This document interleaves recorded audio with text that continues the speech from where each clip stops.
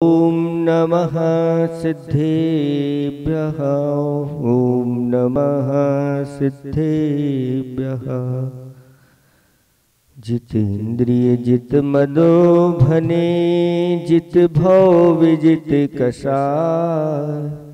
अजित नाथ जी को नित नमो, हर जित दुरति पलाय। को पल पल पल को पले, बन में ऋतुपतिया। पुलकित मम जीवन लता, मन में जिन पद पाय। देवादिदेव 1008 बदाजी के चैतन्य चमत्कारी अतिशयकारी अजितनाथ भगवान की परम पूज्य 108 आचार्य प्रवर गुरुवर श्री विद्यासागर जी महाराज की 3 कम 9 करोड़ मिजाजों की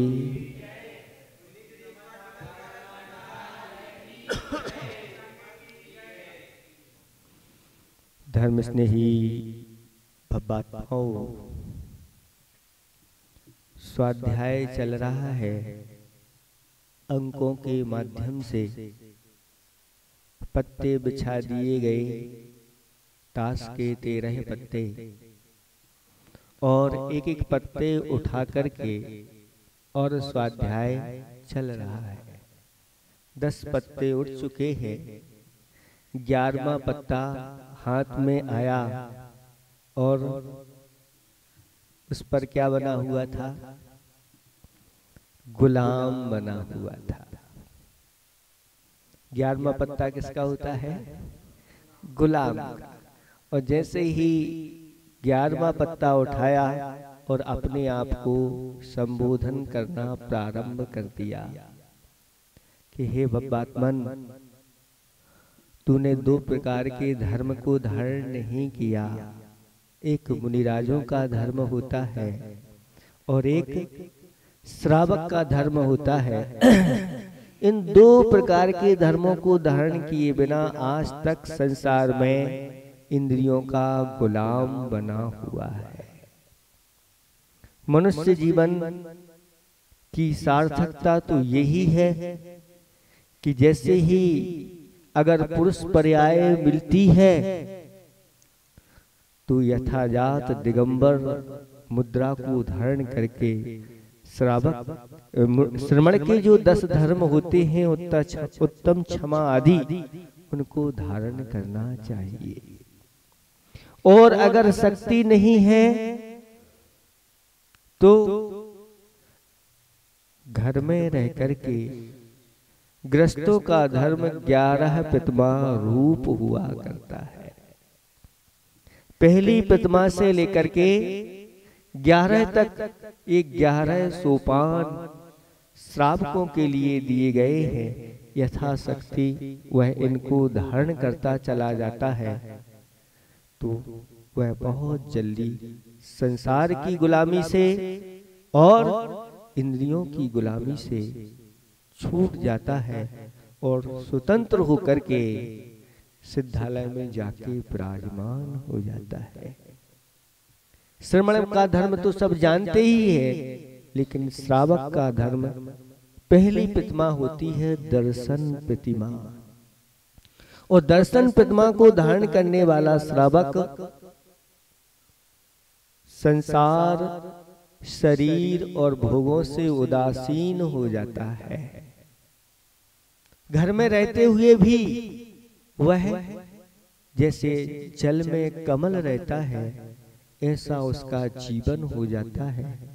सम्यक दर्शन को वह 25 दोषों से रहित 11 अंगों से 25 दोषों से रहित 8 अंगों से सहित वह निर्मल सम्यक दर्शन को धारण करने वाला दर्शन प्रतिमा का धारी होता है और सच्चे देव शास्त्र गुरु का भक्त होता है। उनकी भक्ति आराधना करने में तत्पर रहता है और 5 अणु व्रतों को धारण कर लेता है अपने जीवन में।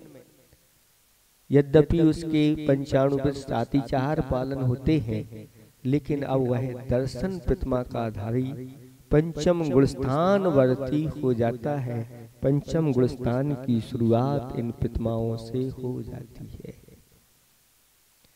और अपने आप को आगे बढ़ाता हुआ आचार्य भगवंतों ने कहा कि जब तक पहली प्रतिमा नहीं होती तब तक दूसरी नहीं होती, जब तक दूसरी नहीं होती ये क्रम क्रम से एक एक जैसे सीढ़ी चढ़ी जाती है, उसके अनुसार एक एक कदम वह बढ़ाता चला जाता है और अपने अंतरंग के विशुद्धि परिणाम भी उसके बढ़ते चले जाते हैं।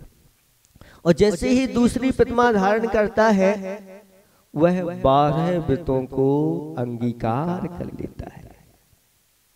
5 अणुव्रतों को अभी सातिचार पालन कर रहा था, फिर निरतिचार पालन करता है और साथ साथ में 7 शीलों का पालन करता है। 5 अणुव्रत तो सब जानते हैं, अहिंसाणुव्रत, सत्याणुव्रत, अचौर्याणुव्रत, ब्रह्मचर्याणुव्रत और परिग्रह परमाणु व्रत। यानी बड़े बड़े पापों का, स्थूल पापों का त्याग कर देता है, सूक्ष्म पापों का भी त्याग नहीं कर सकता, क्योंकि ग्रस्त जीवन में 7 शील, 4 शिक्षा व्रत और 3 गुण व्रतों को अंगीकार कर लेता है और 12 व्रतों का जीवन पर्यंत के लिए संकल्प कर लेता है। जब दूसरी प्रतिमा आ जाती है तो तीसरी प्रतिमा की ओर बढ़ता है। तीनों कालों में वह सुबह, मध्याह्न और सायंकाल इन तीनों कालों में नियम पूर्वक 2 घड़ी की सामायिक जघन्य और उत्कृष्ट 6 घड़ी की सामायिक को करने वाला वह श्रावक बन जाता है। फिर और भी शुद्धि बढ़ाता है तो अष्टमी और चतुर्दशी को उपवास धारण करता है और सप्तमी और नवमी को तेरस और पूर्वा को एकासन करने वाला वह पुरुष उपवास प्रतिमा का धारी और आगे बढ़ता है तो वह सचित्त त्यागी बन जाता है। यानी अब कोई हरी वनस्पति है, जल वगैरह है, वह सचित्त भक्षण नहीं करता, उसको अचित्त करके खाता है, जिसके माध्यम से उसकी इंद्रियां उन्मत्त नहीं होती, साथ साथ में वह जीव दया को धारण करने वाला हो जाता है। और आगे बढ़ता है 6वीं प्रतिमा रात्रि भुक्ति त्याग। रात्रि में तो पहले नहीं खाता, लेकिन अब मन वचन काय कृत कारित अनुमोदना से वह 9 कोटि से, अब कोई अगर रात्रि में खा रहा है तो भी उसकी अनुमोदना नहीं कराएगा, से 9 कोटि से वह त्याग कर देता है।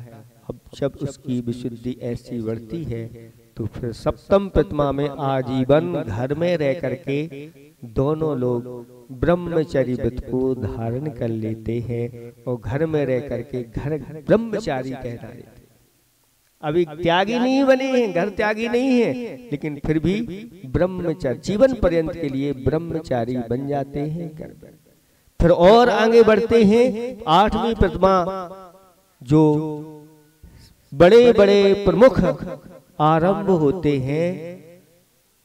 कौन से? कृषि है, व्यापार है और जो नौकरी आदि करते हैं उन सबका वह त्याग कर देता है।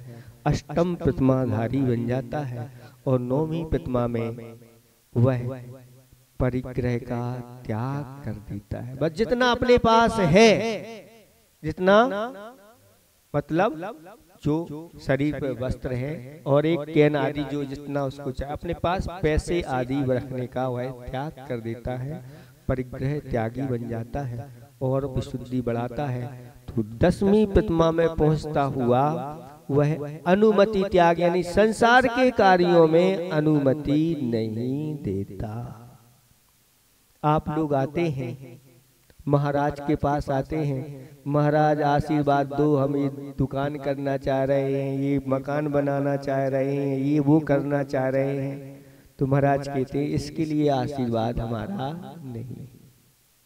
आप के लिए अगर आशीर्वाद देंगे तो धर्म वृद्धि का आशीर्वाद हो, कर्म वृद्धि का आशीर्वाद नहीं। क्योंकि कर्म वृद्धि आपकी होगी तो फिर आप दुर्गति के पात्र हो जाएंगे। इसलिए धर्म वृद्धि का उपदेश देते हैं और धर्म वृद्धि का आशीर्वाद देते हैं आप लोगों के लिए कि आपके धर्म की वृद्धि हो। और जिसकी धर्म की वृद्धि होती है उसकी सर्व वृद्धियां अपने आप होती चली जाती है, कहीं कुछ मांगने की आवश्यकता नहीं होती। और 10वीं प्रतिमा के बाद फिर जब 11वीं प्रतिमा होती है तो घर त्याग करके और मुनियों के सानिध्य में जाकर के और उनकी शरण में जाकर के दीक्षा धारण करते हैं। जैसे अभी अभी गुरुदेव के द्वारा तिलवारा में बहुत सारे 11 प्रतिमाधारी क्षुल्लक बनाए गए। ये श्रावक का उत्कृष्ट धर्म है। और अगर कोई मान लो इस प्रकार से समस्या आ जाती है, मुनि नहीं बन पाते कुछ कारण बसात, तो एक लंगोट धारण करके एलक भी उनको बनाया जाता है। एलक बना करके उनको पिछी आदि का विधान 11वीं प्रतिमा में क्षुल्लकों के लिए पिछी का कोई विशेष विधान ऐसा नहीं है। उनके लिए मार्जनी यानी कोमल कपड़े की जो मार्जनी होती है उससे वह मार्जन करके और अपना प्रतिमाओं का पालन करते हैं। ये 11 श्रावक के धर्म है, 11 प्रतिमा रूप होते हैं। हे भव्यात्मन, इनकी श्रद्धा करो और ऐसी भावना बनाओ कि जब तक मैं ग्रस्त जीवन में हूँ इनमें से 1, 2, 3 प्रतिमा हमारे लिए जल्दी से जल्दी मिले। ऐसी जो श्रद्धा, देखो शास्त्रों में कथा आती है अकृत पुण्य की। अकृत पुण्य जो बाद में जाकर के क्या बने थे, धन्य कुमार। अकृत पुण्य उसका नाम था और उसने पूर्व भाव में निर्माल्य खाया था। उस निर्माल्य के परिणाम स्वरूप नरकों में और स्थावर आदि विकलत्र आदि पर्यायों में भ्रमण करके अनेक दुख उठाने पड़े।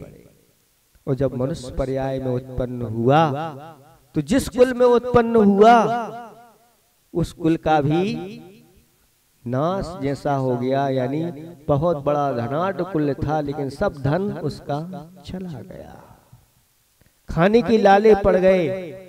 जो नगर का गांव का मुखिया था अब वह दूसरों की नौकरी करके उसकी सिर्फ माँ बची और बालक बचा। और वह एक बार उस बालक की माँ ने खीर बनाई और ऐसी भावना करी कि कोई मुनिराज आ जाए उनको दान करके। और अक्षीण रिद्धिधारी मुनिराज वहां पर आए और उसने ऐसा अक्षय पुण्य संचय किया। और आगे जाकर के जंगल में एक मुनिराज से इन श्रावक के धर्मों को सुना और उसके अंदर ऐसी भावना हुई कि मुझे भी ये श्रावक के व्रत मिले।